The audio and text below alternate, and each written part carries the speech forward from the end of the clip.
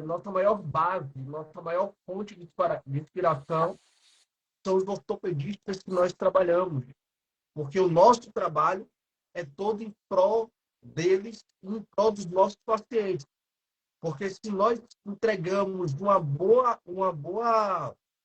imagem, se nós entregamos um bom exame, com toda certeza nós temos a convicção que o ortopedista irá verificar da melhor maneira possível, irá entender tudo da maneira mais correta.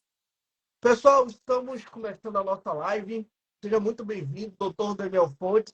Que honra, meu amigo, estar com você. Muito obrigado por aceitar o nosso convite. Me sinto alegre demais, me sinto satisfeito demais. Eu tenho convicção que a galera da radiologia que está entrando em peso nessa live tem muitas dúvidas, tem muitas questões que precisam retirar da mente e a palavra é toda sua. Boa noite, Raça. Tá escutando? Tá dando para ouvir? Pronto. Bom, para quem não me conhece, eu sou o Dr. Daniel Fontes, sou ortopedista, tenho especialidade em trauma ortopédico e cirurgia do joelho. Estou muito feliz aqui para poder compartilhar um pouco do meu conhecimento. Hasta na última sexta-feira me falou um pouco do projeto dele e eu acho muito interessante essa integração, né? Ninguém trabalha sozinho.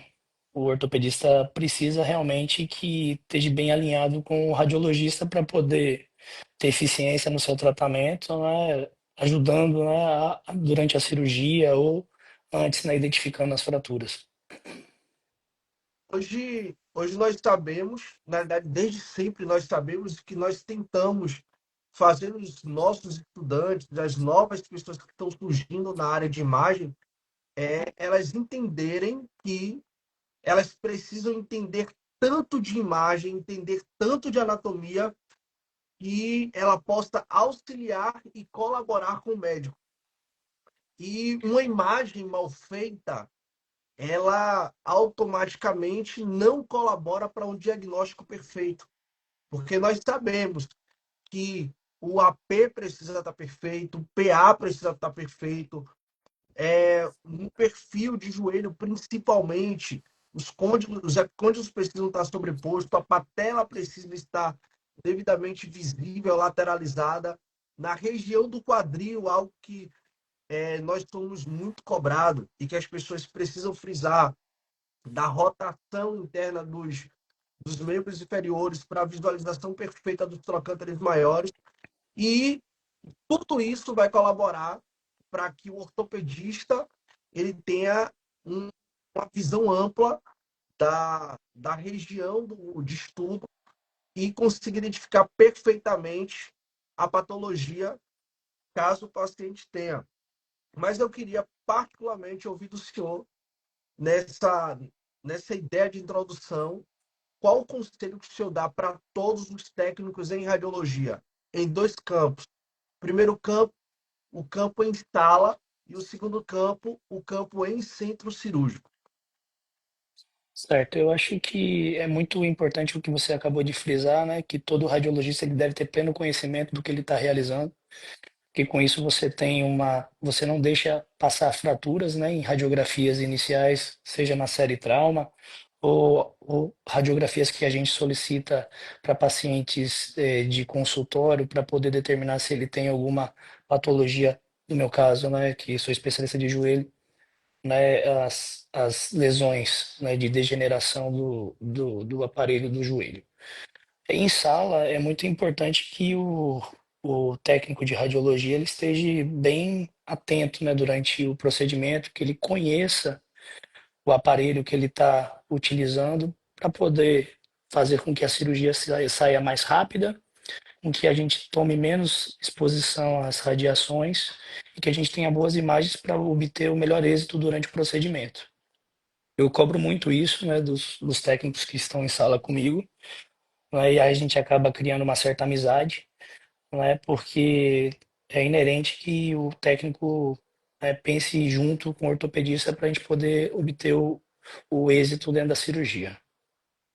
Muitas pessoas, doutor, elas travam no diálogo com o médico.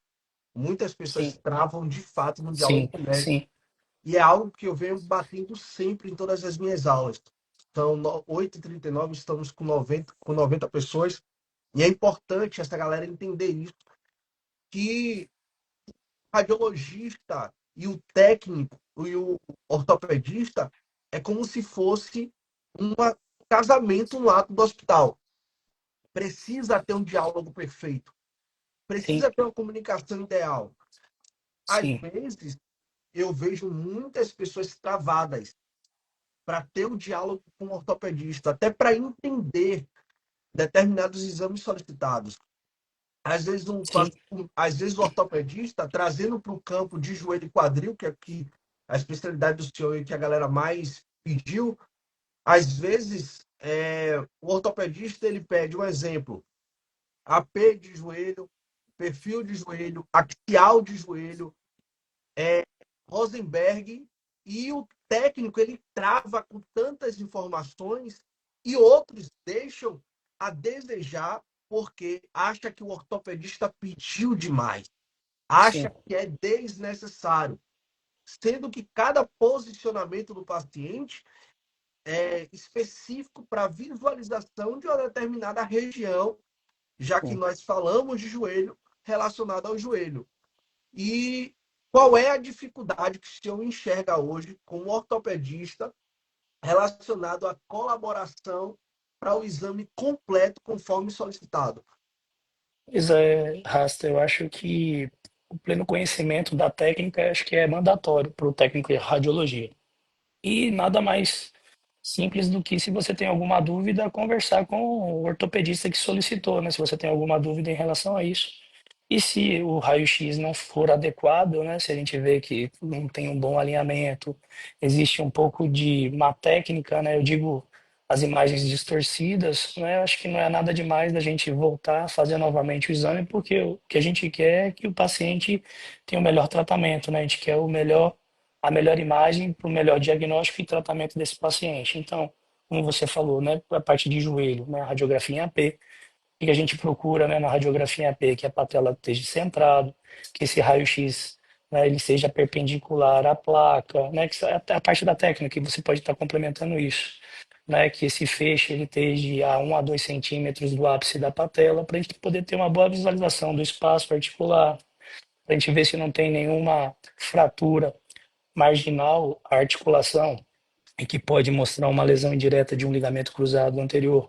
A gente pode ver um fragmento de Segonde, que a gente fala na ortopedia, né? A gente vê uma boa visualização do planalto lateral, que geralmente é mais convexo, e o planalto medial é mais côncavo. Então, a gente vendo isso, se a gente vê que existe um desalinhamento na radiografia em AP, a gente vai suspeitar de uma fratura, né, um raio-x em perfil bem feito, né, com o paciente deitado, né, sobre o lado que a gente quer ver o perfil, com uma flexão de 30 graus, né, a radiografia, o raio-x centrado perpendicularmente à chapa, né, que a gente vai obter a imagem, o axial de patela que você falou, né, falando um pouco de técnica que vocês conhecem mais, né, a gente também estuda sobre isso, para a gente poder pedir, a gente também tem que saber fazer, né, eu acho que faz parte da rotina, né? Com o joelho fletido a 45 graus, né? E você fazendo com que o raio-x ele tenha uma incidência de 30 graus em relação à patela, e essa patela esteja centrada na tróclea, para a gente poder visualizar se existe alguma fratura marginal, no caso de uma luxação em que houve a redução, ou se a patela está luxada, ou se existe uma alteração, né? Uma subluxação dessa patela. Também, para a gente que trabalha com a parte de joelho, para o paciente que tem artrose, a incidência de Rosenberg, onde o paciente ele tem que estar com o joelho fletido, né, em 45 graus, com a coxa apoiada no book, né, de PA, né, posterior anterior, e essa incidência de raio-x com 10 graus de inclinação, né, caudal. Então, tudo isso é muito importante, né, na rotina, tanto para o ortopedista quanto para o técnico, para a gente conseguir o que a gente deseja, né, que é uma boa imagem para diagnóstico e tratamento da patologia desse paciente. Eu vejo muito que hoje em dia as pessoas estão acostumadas a facilitar o trabalho, mas às vezes nós temos que seguir a norma correta. Dando Sim, exemplo, dando exemplo disso, o senhor pede joelho direito e joelho esquerdo. Determinados pacientes, eu não vou conseguir fazer os dois juntos por causa da minha visão relacionada à patela, que ela fica lateralizada ao invés de ficar centralizada. Uhum. Só que aí, doutor, o que acontece? Essa ideia de que eu não posso expor totalmente o paciente à radiação é válida? É válida. Mas existem casos que nós teremos que expor sim o paciente à Sim, radiação por dois sim, fatores. Primeiro fator, entregar o exame de qualidade, é o principal fator. Então, tem vezes que eu vou conseguir sim entregar o direito e esquerdo na mesma imagem, tem vezes que eu não vou conseguir, porque sim, tudo isso vai dificultar a elaboração médica para a ideia do procedimento que vai tomar. Então, o que acontece? Se é para fazer o direito e o esquerdo, o mais viável é fazer AP direito, perfil esquerdo. AP, ou AP direito, perfil direito. AP esquerdo, perfil esquerdo. E isso eu venho tentando conscientizar as pessoas. Essa necessidade de fazer o exame da melhor maneira possível, ainda que traga excesso de dose ao paciente. Mas se for para fazer 3 posições, 4 posições, não somos nós que temos que determinar. É o ortopedista que tem que determinar e nós temos que respeitar a decisão do ortopedista. Se o sim. ortopedista diz assim, eu quero só o direito, aí Uhum. tem pessoas que reclamam, mas tem a necessidade de ter o respeito. Se Sim. caso não concordar, eu acredito muito que sim, nós podemos conversar, mas conversar com respeito. Dizer assim, doutor, o que é que o senhor acha? O que é que o senhor acha de nós fazermos assim? Será que pode fazer assim? Porque Na a verdade, ideia assim, central está na mente do senhor. Rasta, eu acho que a gente tem que pontuar duas situações. Por exemplo, o paciente que é um politrauma, né, ou um paciente, não, desculpa, um paciente vítima de trauma, né, que a gente suspeita de uma fratura. Existem fraturas que demandam que a gente peça a radiografia da articulação contralateral, porque, por exemplo, uma criança que tem uma fratura de uma fise, né, uma lesão fisária. Às vezes a fise confunde a gente com uma fratura, então a gente pede do outro lado para a gente poder ver se tem a fratura ou se é só a fise. Então é importante a gente fazer dos dois lados, tá? Eu vou falar no caso de pacientes com artrose, né? É importante a gente ter a radiografia dos dois joelhos, né? Até mesmo para mostrar ao paciente que às vezes ele tem a mesma evolução, mas a dor nem sempre é a mesma. Então é importante para a gente poder mostrar esse exame, tá? Outra coisa que a gente não falou aqui é a importância da radiografia panorâmica, né? Que a gente usa muito para os estudos, né, de desvio de eixo mecânico, e é uma radiografia que é importante para a gente fazer uma osteotomia ou uma prótese total de joelho, tá? E a importância da gente sempre lembrar dos marcadores, né? Uma esfera ou uma moeda de R$ 1, porque hoje a gente já existem softwares que a gente joga essa radiografia panorâmica para poder fazer o planejamento pré. Eu costumo sempre pedir, né, nas minhas radiografias panorâmicas, que o paciente leve um papel de sulfite A4, né, eu desenho os pés desse paciente com as patelas olhando para mim, e aí ele leva para o radiologista para facilitar a realização desse exame, tá? Então, é por isso que a gente sempre tem que trabalhar junto, né, como Ah, você vem falando aí.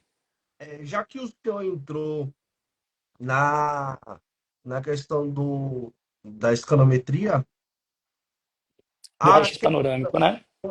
da panorâmica, no caso. O Isso. paciente com válvula, nós Uhum. sabemos que é uma dificuldade muito grande para a realização Sim, do exame. sim, sim. Porque tem pacientes que têm um válvulo que tem um válvulo muito aberto. Isso Uhum. dificulta. Uhum. E eu vejo muito que tem pacientes que chegam e nós temos que pegar e ter o excesso de cuidado com aquele Sim. paciente. Por quê? Porque às vezes ele não consegue manter o controle do Uhum. ortostase Por conta e da não dor, consegue ter o por equilíbrio conta da deformidade, exato. por causa da deformidade. Por isso é importante para a gente, como ortopedista, quando a gente pede, a gente já observar isso, né? Por exemplo, se o paciente precisa de um apoio, já escrever na hora do exame que ele vai precisar desse apoio, né? O papel de sulfite, como eu te falei, a gente desenhar o pé do paciente com a patela centrada, já tudo para poder facilitar, né? E também muito importante a gente humanizar, né, esse tipo de tratamento, né, durante a realização, né, explicar sempre para o paciente, né, que ele se sente invadido, ele acha que tá, às vezes ele pode achar que é um excesso, está fazendo ele sentir dor, então a gente explicando antes como vai ser o procedimento, se torna menos doloroso, né, o paciente fica menos ansioso e colabora para a realização do exame, porque um raio-x panorâmico mal feito ele acaba fazendo com que a gente tenha um planejamento errado da cirurgia e não alcance o que a gente quer, né, que é o melhor tratamento para esse paciente. Para quem está na radiologia que tem interesse ou vai acabar fazendo panorâmica, o que eu digo sempre também é a necessidade das marcações corretas para na hora da junção da imagem não ter distorção de tamanho. Porque às Sim, vezes acontece de, na hora da junção de imagem, deixar a perna 1 centímetro a mais ou 1 centímetro a menos por causa da junção incorreta. O que sim. isso implica no diagnóstico do senhor? Bom, e como eu te falei, se o posicionamento estiver incorreto, a gente pode determinar com que esse paciente ele perca, né, a possibilidade de uma boa execução do tratamento. Por exemplo, um desalinhamento vai falar que o paciente tenha uma alteração de eixo, né? Então isso pode prejudicar na hora de realizar uma osteotomia ou até mesmo a solicitação da melhor prótese para esse paciente, né? Outra coisa que influencia bastante a gente no desalinhamento, né, da gente não tentar uma boa execução na prática das radiografias AP, perfil, axial de patela, oblíquo interno, oblíquo externo, ou até mesmo Rosenberg, que algumas coisas podem passar desapercebidas, né? Uma fratura sem desvio de patela, uma fratura de planalto tibial, né? Então são coisas que na emergência isso realmente contribui para um mau prognóstico para o paciente, porque a fratura vai passar desapercebida, depois de um tempo você pode até dar uma alta para esse paciente que você não viu, né, a fratura nessa radiografia, e depois vinha uma fratura desalinhada já com um certo tempo, porque esse paciente não recebeu o tratamento que ele precisaria na urgência, por exemplo, no caso de uma fratura do planato tibial. Então, realmente é muito importante, não só para o ortopedista, como do técnico, né, aplicar a melhor técnica para a realização desses exames e a gente obter com êxito, né? Como eu digo, né, ninguém trabalha sozinho, eu já falei isso mais cedo, né, o tratamento é multidisciplinar, cada um tem o seu papel, e é importante que cada um lembre disso durante a execução, né? Lembre-se que esse paciente, por exemplo, para a gente que é o ortopedista que está operando, a gente tem esse paciente para o resto da vida, um filho que a gente ganhou. Para o radiologista também tem que ter isso em mente, né? Que é um filho que ele está ganhando, que a gente quer o melhor para ele, né? Não é somente estar ali naquela hora da cirurgia e depois, né? Vida que segue, né? Isso daí vai implicar. Né? Eu costumo dizer que quando a gente está bem acertado e afinado, né? A gente consegue fazer uma cirurgia mais rápida, uma cirurgia mais segura, com menos exposição à radiação, tá? Então, obtendo o melhor resultado para esse paciente. Quando você falou mais cedo em relação a mais radiação, fazendo um joelho, os dois joelhos, eu já não acredito muito nisso, né? Veja que a gente que trabalha com radiação, a gente toma radiação a semana inteira, 7 dias na semana, né? Não é porque você vai estar fazendo um joelho a mais ou, né, um membro a mais que esse paciente vai estar sujeito, né, a alterações por conta da radiação. Mas a gente deve explicar para o paciente o porquê que a gente está pedindo o raio-x das duas articulações, dos dois membros, que é para o melhor para ele. Eu acho que nada como explicar antes da realização do exame, tornar ele mais humano, isso vai facilitar a comunicação. E essa comunicação, ela tem que ser mantida, porque eu já vi casos do médico chegar para o paciente, informar sobre a conduta médica, explicar tudo direitinho. Quando o paciente chega na sala, o técnico acaba distorcendo e o paciente ele fica confuso. Eu Uhum, acredito muito que o técnico, se eu estiver errado, você me corrige, tá? O sim, técnico está ali para realizar o procedimento. Caso haja dúvida do procedimento, não é com o paciente que ele tem que conversar ou desabafar. É com com o certeza. médico, Sim, porque o paciente ele vê o técnico realizando o exame, chega para o técnico e diz assim: ah, mas o médico pediu isso. Aí o técnico fala: ah, mas o médico se passou, não precisa. Então é como se um pai estivesse tirando a autoridade de uma mãe. uhum, Isso acontece muito na área hospitalar. sim, Infelizmente, a incompreensão para certos fatores ela é muito grande, muito grande. uhum. E nós É, precisamos é, é, entender que e é isso. a base para o avanço do paciente é principalmente do ortopedista, mas com a colaboração do técnico. Não é do Sim, técnico com a colaboração do ortopedista. E sim. qualquer dúvida, eu falo para todos os técnicos, já que a maioria aqui é técnico, qualquer dúvida, não custa nada você conversar com o médico ao invés de conversar com o paciente.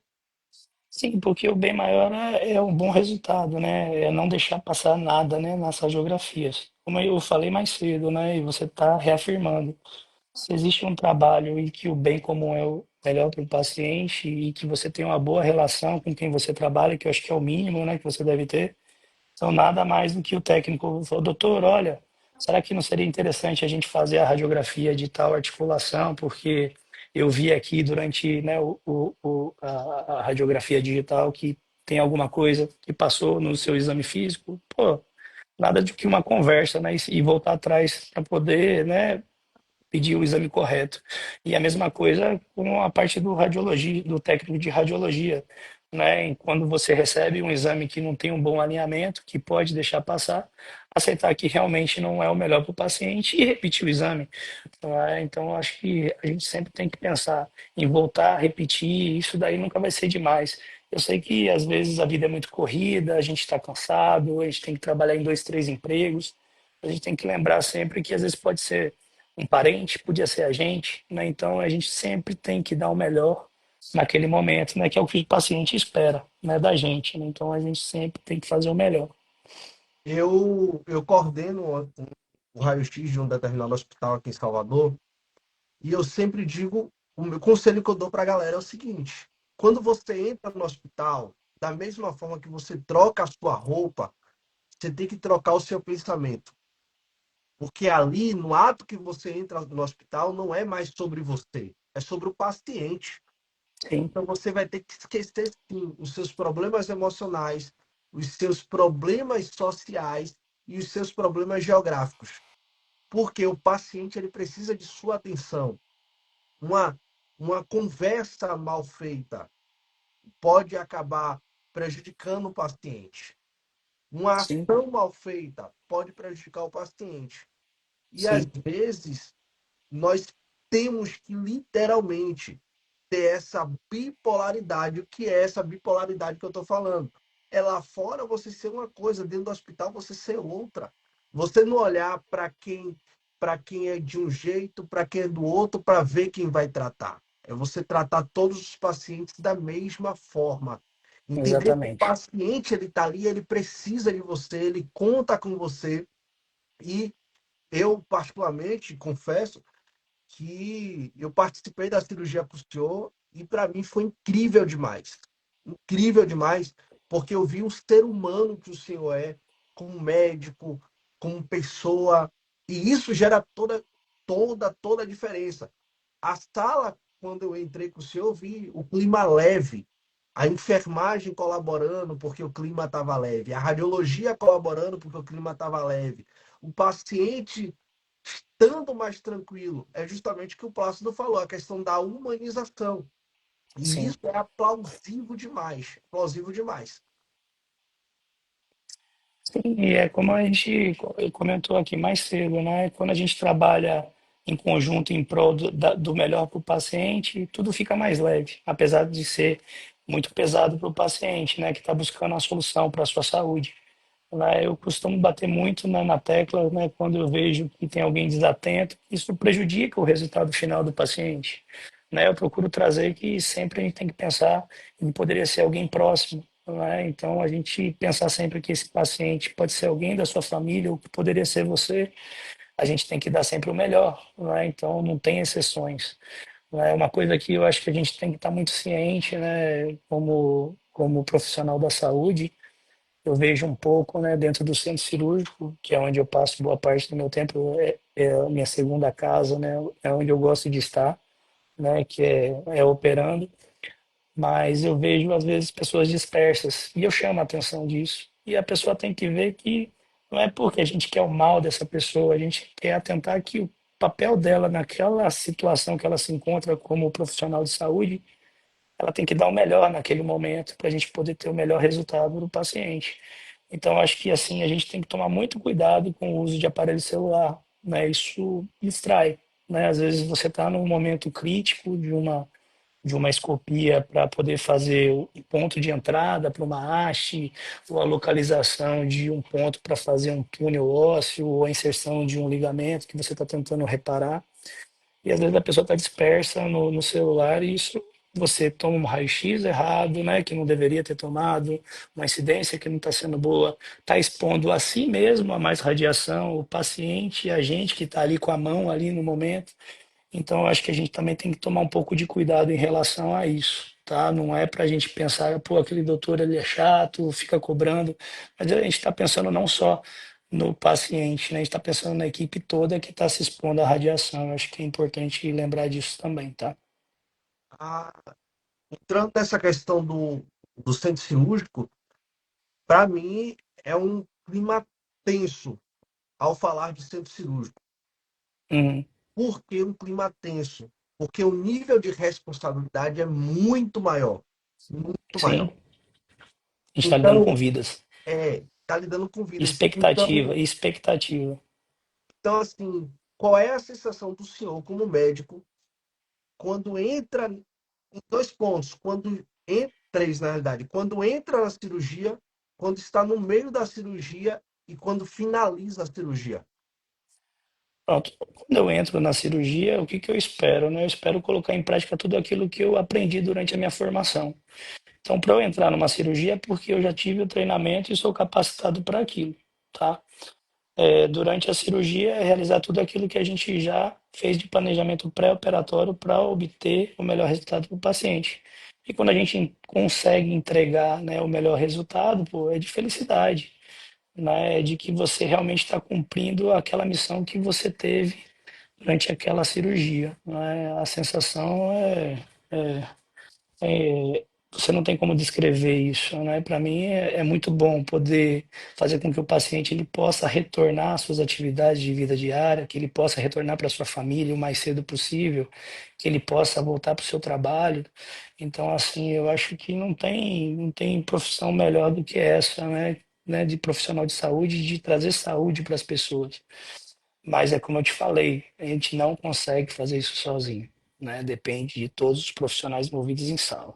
Você mesmo citou, né, que o ambiente, né, mesmo que por estar dentro do centro cirúrgico, tratando de uma patologia, era um ambiente saudável, feliz, né? A gente tem que entrar com essa energia, né? A gente tem que atrair coisas boas, né? Uma boa energia, né, vai gerar coisas boas, né? A gente vibrando bem durante uma cirurgia, a gente vai vibrar bons resultados, bons relacionamentos, né? E a gente acaba que leva para a vida, né? Esse relacionamento que a gente tem durante, né, uma cirurgia com os técnicos, com os enfermeiros, com o técnico de enfermagem, que a gente se relacionando bem, que é o mínimo, né? Acho que a gente tem que dar bom dia, a gente tem que dar boa tarde, a gente tem que sorrir para as pessoas, porque aquele é um ambiente pesado, né? É um ambiente onde existe dor, né? É um ambiente que às vezes existe morte, né? Então a gente tem que tentar trazer mais leveza para isso. Antes de entrar na questão de lesões do joelho, Sim. a gente vai falar um pouco de fratura, luxações e lesões ligamentares. Eu queria Uhum, saber se o senhor me veio uma dúvida na cabeça aqui, tá? Em alguns hospitais, o médico pede o raio-x do joelho. A gente pega uhum, proximal de tibia e fíbula e distal de fêmur. Só uhum. que essa questão de dar zoom na imagem para pegar mais o proximal e distal e não pegar tanto a diáfise, é válida ou é inválida para o senhor? Ela depende do que o profissional está procurando. não é? Se eu procuro uma alteração da articulação, eu não quero ver a diáfise, né? Se eu suspeito que esse paciente ele tenha, por exemplo, um joelho flutuante, que é uma fratura da articulação mais uma fratura da diáfise, é válido a gente ver a diáfise junto, tá? Então tudo depende do que você está procurando na imagem e geralmente a gente cita, né, quando a gente faz a solicitação do exame. Que é mais complexo no ponto de vista do senhor como ortopedista e traumatologista. Realizar um procedimento cirúrgico de fratura, de luxação ou lesão ligamentar. Olha, como eu sou traumatologista, eu hoje acho que todas são complexas. Não é especialista de joelho. Eu acho que toda patologia do joelho ou de outra articulação é complexa, né? Afinal, existem outras coisas envolvidas, né, em relação ao resultado, né, que é se vai infeccionar ou não, se o implante que você tem disponível ele vai ser suficiente até a consolidação dessa fratura. Eu não costumo menosprezar nenhuma fratura. Ah, é só um tornozelinho, é só uma fratura de dedo. Para mim, todas têm a sua complexidade. Biotipo do paciente interfere muito. Olha, pacientes obesos, tendem a ter uma cirurgia um pouco mais complicada por afastamento, risco de infecção, risco de dificuldade para posicionamento. Então, realmente, o paciente obeso te traz um pouco mais de dificuldade. Aí, nas cirurgias eletivas, a gente consegue separar esses pacientes com um IMC muito grande, né? A gente geralmente segura essa cirurgia até o paciente emagrecer o suficiente para facilitar a nossa cirurgia. Pacientes com, uso excessivo de álcool tende a atrapalhar a cirurgia? A gente que vai operar, não. Não é? Eu acho que é difícil para vocês que vão realizar a radiografia desse paciente, né, na emergência, porque é um paciente que vai estar agitado, alterado, né, e que pode até agredir, né, quem está realizando o exame e não conseguir uma melhor técnica.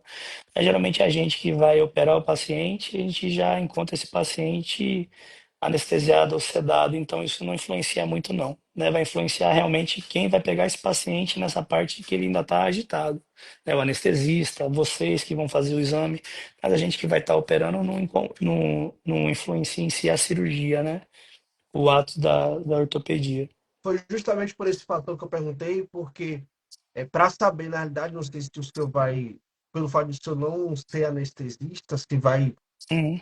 se vai esclarecer melhor, o álcool ele interfere o tempo da anestesia no corpo, se sabe informar?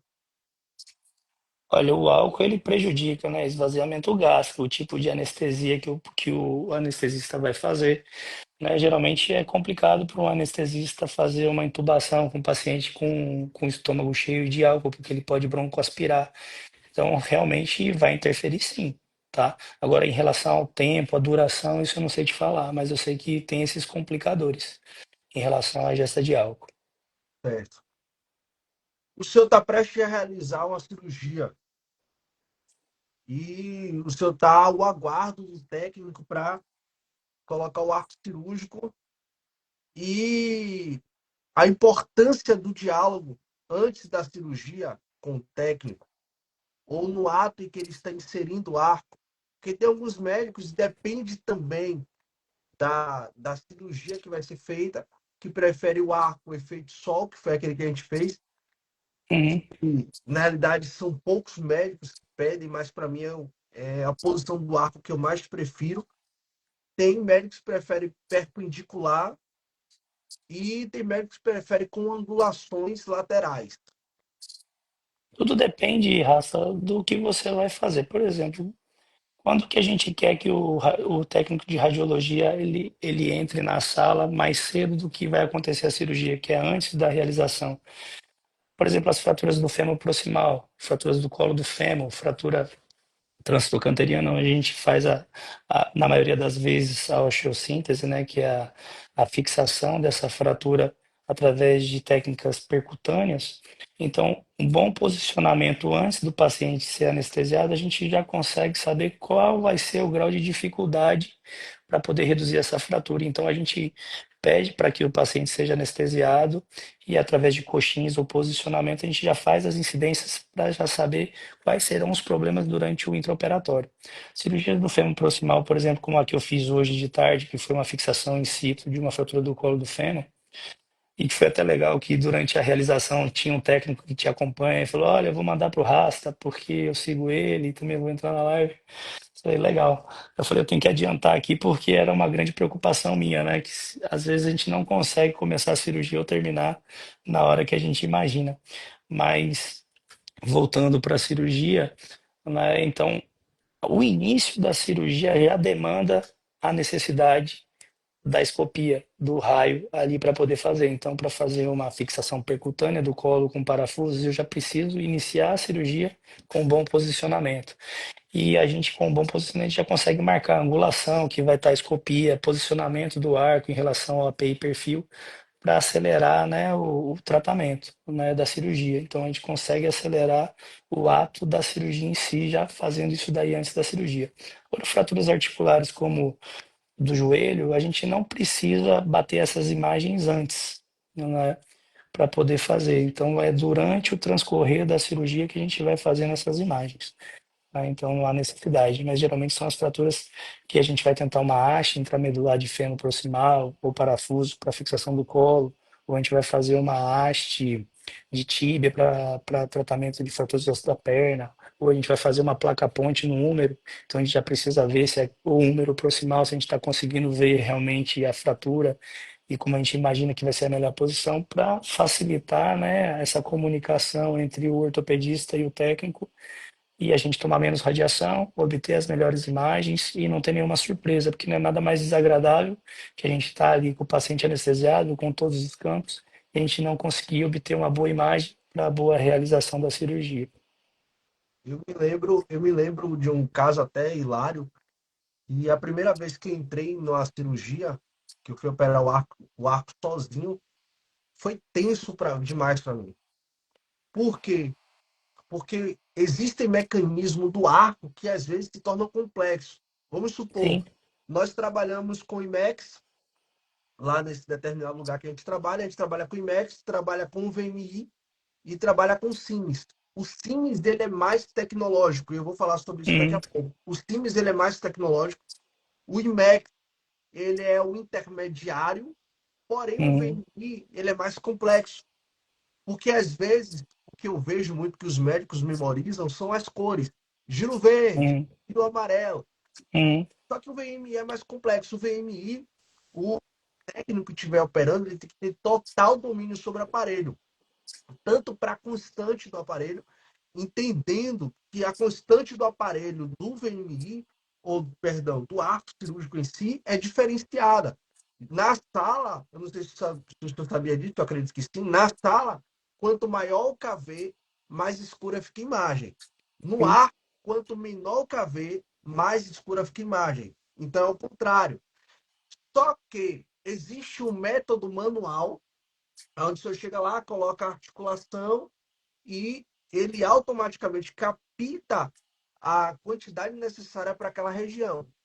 hum, Só que o médico, ele tem vezes que no olhar, é algo que eu percebo muito, que eu procuro olhar muito ao olho do médico, porque o olhar do médico, às vezes, ele olha assim, tipo, a imagem dá para ficar melhor. sim, A imagem dá para ficar melhor. mais nítida, né, na verdade. E assim, é como eu te falei, né? Você me perguntou, né, o que que eu me preocupo antes de entrar na cirurgia, durante, depois, né? Você me perguntou, eu acho que deve ser o mesmo questionamento do técnico, tá? Como você falou, existem aparelhos diversos que demandam conhecimento e não dá para a gente na cirurgia tentar aprender em relação a como usar o melhor posicionamento, como mexer, manipular. A gente sabe das dificuldades, né, que a gente trabalha tanto no SUS quanto no privado, em relação à manutenção dos aparelhos, né? Existem aparelhos que, ou até mesmo o piso, né, das salas que dificultam, né, a movimentação, né, para a gente conseguir uma boa imagem. Mas eu acho que a premissa é que o técnico entenda aquele aparelho, né? Não tem como você dirigir sem ter uma carteira, uma habilitação. Então não tem como o técnico aprender durante o ato operatório aquele aparelho que ele está usando. Então é muito importante que vocês que são técnicos conheçam, dominem cada aparelho que vai ter a sua, né, as suas nuances. Eu acho que isso daí facilita muito, né, uma cirurgia, vocês chegarem ali, baterem as boas imagens, menos radiação, né, a cirurgia vai ser mais rápido, a energia da sala vai ser melhor, né, a comunicação vai ser mais clara.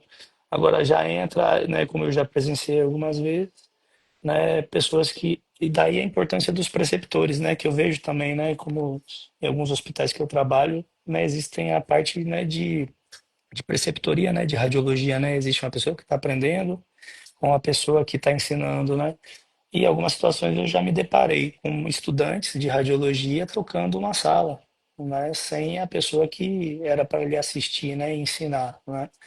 Então, isso daí gera um certo desconforto, né? Porque ele está aprendendo. O cirurgião que está ali, ele quer a melhor imagem, ele quer que seja rápido, quer que seja na melhor técnica, e a gente não consegue ter isso, e isso acaba atrapalhando, né, o resultado e o melhor para o paciente. Então, acho que a gente tem que também estar um pouco atento a isso, tá?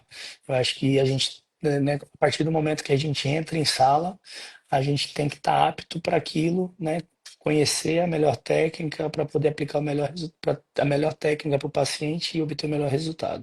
Não E o depende só senhor, da gente, e viu? o senhor, e o Né? senhor Depende de para todo mundo que mim, está na sala. e o senhor para mim, enfatizando isso para mim é perfeito, porque é o que eu mais te falo.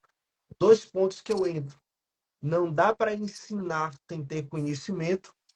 Exato. E, infelizmente, hoje, o que acontece? A radiologia ela está sendo tomada por professores que não teve ou nunca teve contato com aquilo que Uhum. ensina. E isso é Uhum. prejudicial porque quando você pega alguém despreparado e coloca em uma sala, já aconteceu comigo. A primeira vez que eu entrei na sala de centro cirúrgico, eu entrei despreparado. Uhum. E não. Enquanto Aí você tinha eu que ter alguém ali assistindo junto com você, né? foi.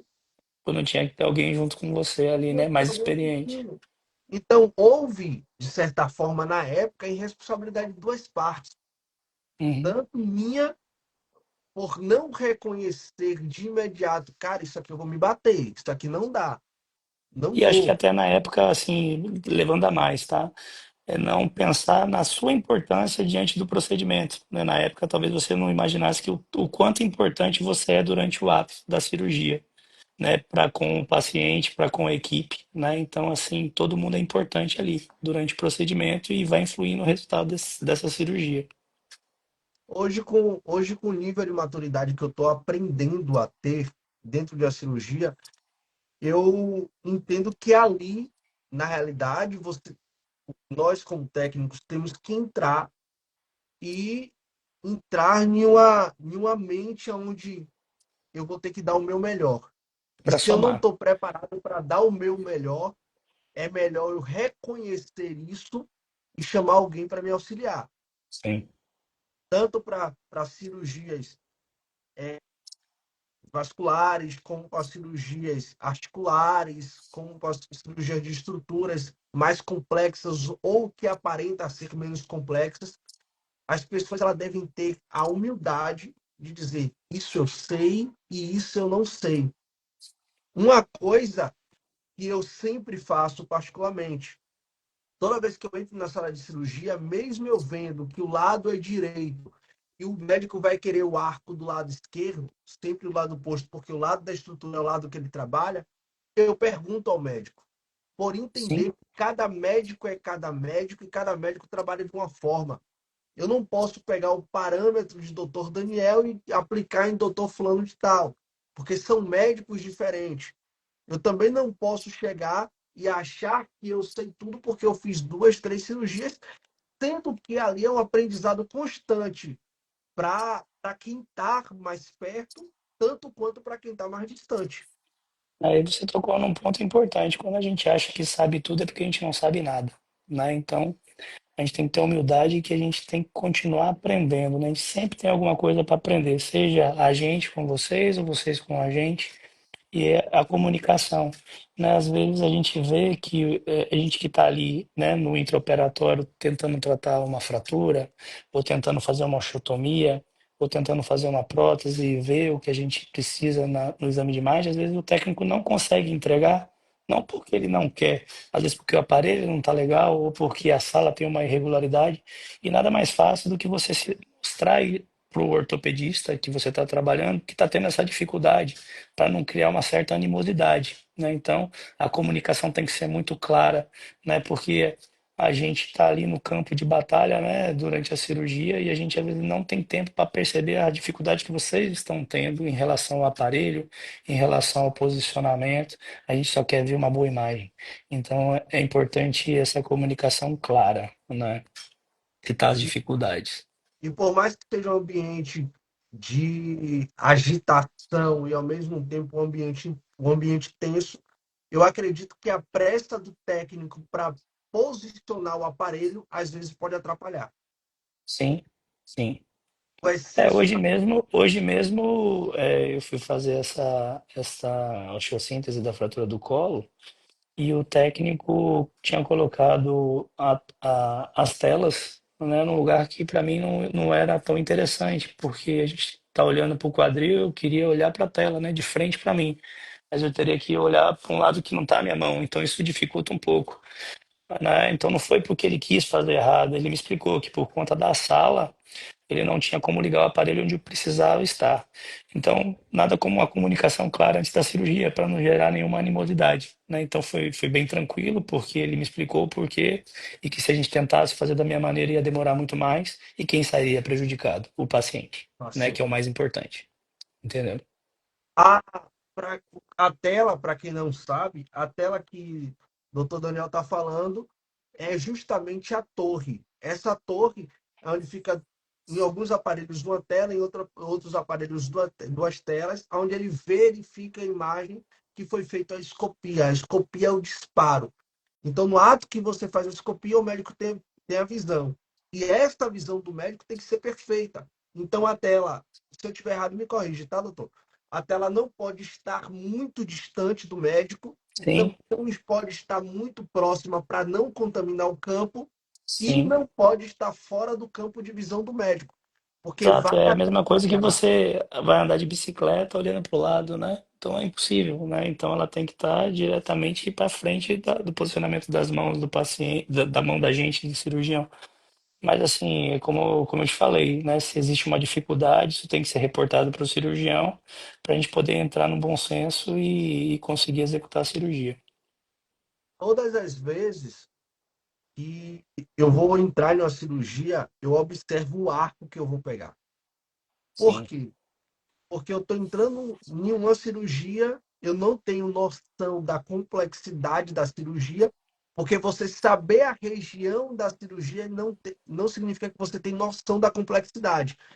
Às vezes, até o médico, ele entende no ato que ele abre, ele entende que a complexidade é maior do que ele imaginava. Isso acontece muito. Então, quanto mais quanto mais conhecimento eu tiver sobre o software, sobre o aparelho em si e sobre a anatomia, para entender quando o médico diz assim, diáfise, ou então quando o médico diz proximal, distal, eu quero em tal lugar, eu quero em tal lugar, caranguejo o aparelho. Quanto mais conhecimento eu tiver, mais vai facilitar a cirurgia. sim. Quanto eu preciso aos poucos, e é o que eu digo sempre, doutor, eu sou um cara que eu gosto de, tipo, eu entrei na sala de cirurgia com o senhor, eu não me contento, eu quero entrar duas, três, quatro, cinco vezes, porque eu preciso conhecer um médico, eu preciso A conhecer rotina da a gente, né? forma que o médico gosta, o jeito que o médico gosta, e A isso é rotina, essencial. Oi? a nossa rotina. A rotina. Cirurgia é rotina. É ter um médico mesmo lá, que eu trabalho com ele, que eu falo com ele pelo fato de conhecer. Ele opera a todo momento aqui, ele só olha para a tela no ato que ele vai falar escopia. Então eu falo, ó, fica tranquilo. Tô de olho no seu olho, quando você olhar para a tela, eu já sei que é escopia. E assim Uhum. funciona. Isso é conhecimento, é uma ligação, porque quando está na sala, Às vezes não são palavras que vão dizer, às vezes é o olhar que vai dizer, às vezes é a percepção que vai informar. E o técnico, ele é atento a esse ambiente, atento, observando. Eu mesmo, eu digo que eu sou um cabra curioso. Eu peço autorização ao médico, pô, doutor, deixa eu filmar a sua parte da cirurgia, ou então, doutor, deixa eu ficar aqui de perto olhando. Claro, não tão perto para não contaminar, porque essa curiosidade não é que vai gerar um preparo para você fazer a cirurgia, jamais. Mas vai gerar um conhecimento sobre a cirurgia e sobre o procedimento que o médico está realizando.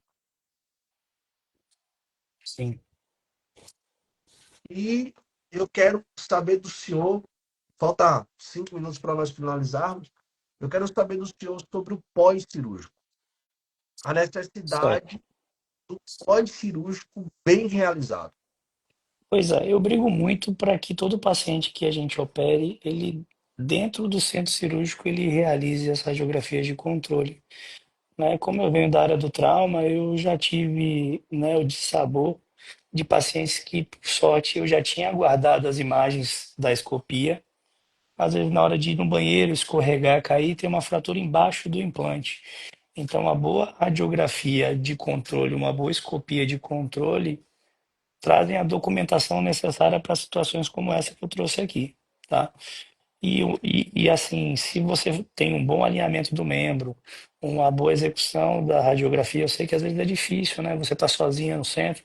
Chame o ortopedista que realizou, "Ó, doutor, eu não vou conseguir obter melhor imagem, tem como o senhor, né, ou você, ou a senhora, né? Porque a gente também tem ortopedistas, né, mulheres, né, que são tão boas quanto, né, e já estão dominando, né, a ortopedia também e chamar para poder fazer as imagens, né? Então, um bom AP centralizando a patela, né, ausente, tipo, né, centrada no exame, ou um perfil que às vezes geralmente sai oblíquo, porque você às vezes fica com receio de mexer na perna que foi operada e fazer algum problema, né, trazer algum problema para o paciente.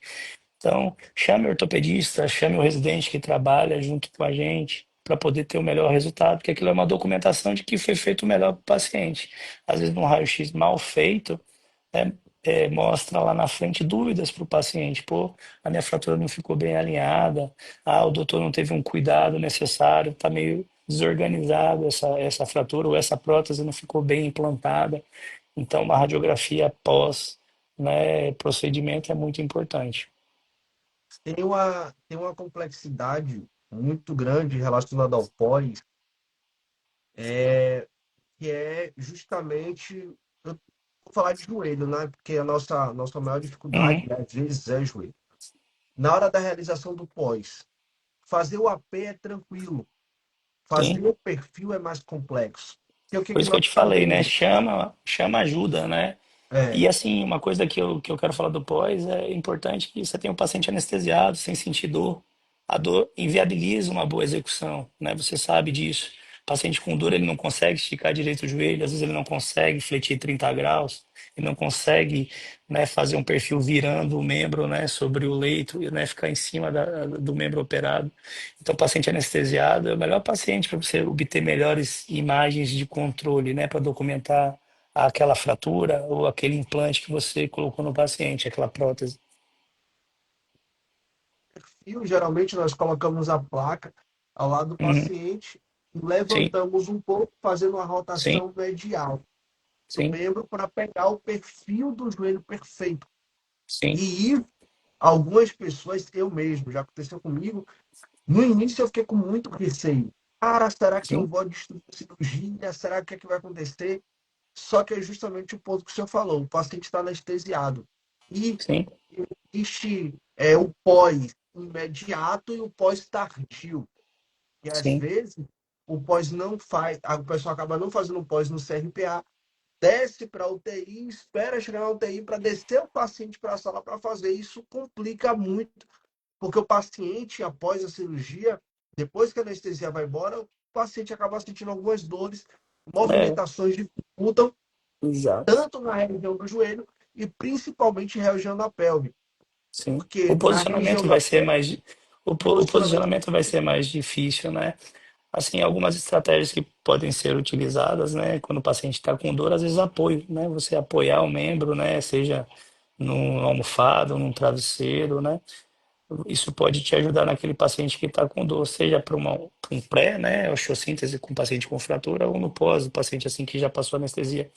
Mas eu costumo sempre perguntar, né? Precisa de ajuda? É importante o técnico falar, doutor, eu estou sozinho, venha me ajudar aqui a fazer o raio-x, para até não expor o paciente a mais radiação, ele tem que ficar repetindo, né? E atrasando, né, a dinâmica desse paciente para poder descer para o leito ou ir para a UTI, né? Porque o que a gente quer é evitar que a gente tenha surpresas, né? No pós-operatório, às vezes o paciente no caminho caiu da maca, ou como eu falei, às vezes vai no banheiro, escorrega e tem uma fratura periimplante, aí vai ficar aquela dúvida, será que foi porque não ficou direito a cirurgia? Por isso é importante a documentação dentro de sala, né? Porque você sabe aquilo que você realizou, né? Você tem documentado aquilo em forma de imagens. E hoje o celular te ajuda bastante, né? Ele vira um banco de fotos para você, né? Até mesmo para defesa, né? Para defesa da gente, para defesa de vocês que foi feito o exame, né? Tô demais, é isso, tá? Antes de agradecer e finalizar, eu queria um conselho, um conselho que o senhor dá para a nova geração de técnicos em radiologia que está surgindo. Tem uma galera imensa que gosta, que ama essa questão do centro cirúrgico. Qual o conselho que o senhor dá para essa galera? Bom, eu acho que o conselho é sempre estudar, nunca achar que sabe tudo, ter humildade de reconhecer que errou e procurar sempre o melhor, porque afinal a gente está lidando com vidas, a gente quer o melhor para o paciente, né? E a comunicação, né? Entre médico e técnico, porque a gente trabalha junto, tá? E outra coisa que eu queria trazer é que vocês são importantes, né? Vocês participam do resultado. Então, se a gente chama uma atenção, né, para poder a gente se esforçar, é porque a gente quer o melhor, né, para o bem comum, que é para o paciente, tá? Então, acho que é isso que eu tenho para trazer para vocês hoje.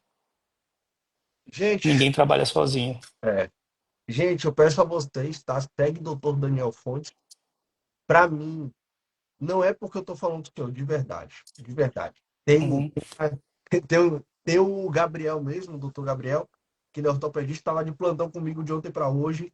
E Sim, quando, e ele é quando meu ele falou, residente. cara, você tá lá na live com o doutor Daniel Fontes, eu falei, cara, para mim foi um dos médicos mais incríveis que eu já conheci. Ser humano fora do sério. Obrigado. Que Deus continue Pois é, abençoando o você senhor. também foi fora do sério, foi muito bom ter te conhecido e agora a gente já tem uma certa amizade. E que isso traga bons frutos, né, para os pacientes que a gente vai trabalhar junto, né, para essa geração que está aí para aprender, para absorver, né, eu acho que a gente tá, o papel da gente é esse, né, é de querer buscar sempre o melhor para os nossos pacientes, né, para boa prática da medicina, para a boa prática da saúde, né, a gente que é profissional da área de saúde. Verdade. Doutor, muito obrigado mesmo. Que Deus abençoe poderosamente o senhor. Eu não vou tomar mais o tempo do senhor. Gente, segue o doutor Daniel Fontes. Segue o doutor Daniel Fontes. A galera sabe, doutor, que eu, particularmente, todas as minhas lives, as minhas aulas, eu faço sozinho. E para eu trazer um convidado, tem que ser um convidado muito especial. Obrigado. E o O que senhor, de precisar, a fato, gente sempre vai estar aqui, né, e pode contar comigo. obrigado, tá? Gente, então é Tá isso. certo. Deus abençoe vocês. Deus Amém. abençoe. O Instagram do Dr. Daniel Fontes tá Dr. DR, no caso, Daniel Fontes. Você acha de primeira. Acha de primeira. Tá bom? Doutor, que Deus abençoe o senhor. Muito obrigado mesmo. Amém. Muito Você obrigado também, pela a todos aí que paciência. estão aí com a gente. Tentei falar uma linguagem mais simples possível para a galera Sim, entender, porque a maioria dos nossos são estudantes. E eu fico muito sim. feliz por todos que estão aqui. A galera tá dizendo aí, amei, amei, obrigado. Boa noite a todos, tá? Então é isso. Doutor, como eu digo sempre na live, um beijo do Rasta. Deus abençoe poderosamente o senhor. E quem puder bater um print dessa live, marca o Rasta, marca o doutor Daniel Fontes. E o demais é isso. Obrigadão, doutor. Grande abraço. Boa noite a todos. Boa noite. Gente, então é isso. Acabamos de finalizar agora a live. E eu espero vocês. Espero vocês lá no grupo do DP Treinamentos Radiológicos para pegar o certificado de vocês. Eu vou botar o link hoje, tá? Então, Deus abençoe vocês. E outra, as nossas aulas continuam. Nossas aulas continuam. Nós temos uma sequência de aulas para voltar, continuar falando. Nós temos aula toda segunda-feira. Toda segunda-feira nós temos uma live perfeita, uma aula dinâmica perfeita, tá bom? Deus abençoe. Beijo do Rasta e até a próxima, papai. Fica com Deus, que Deus abençoe vocês.